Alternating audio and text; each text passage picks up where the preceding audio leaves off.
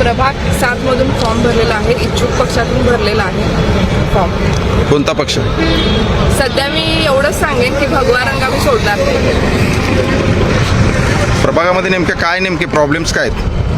सगळ्यात आता आम्ही प्रभाग बऱ्यापैकी होम टू होम प्रचार करण्यात केला, तर त्यावेळेस आम्ही प्रत्येक घरापर्यंत जाऊन जेवढा भाग गेलो प्रत्येक घरापर्यंत गेलो आहे. त्यामध्ये सगळ्यात मोठी समस्या जी नाल्यामुळं जे ड्रेनेज तुंबलेले आणि रस्ते आणि स्वच्छता, या 3 समस्या प्रामुख्याने आम्हाला दिसलेल्या आहेत, ज्याच्यावर प्रायोरिटीने काम करण्याची गरज आहे. आणि लोकांचाही आक्रोश तोच आहे की या समस्या पहिल्यांदा सॉल्व्ह व्हायला पाहिजे. नाही, मग अनेकांचे आव्हान राहतील आपल्याला या निवडणुकीमध्ये.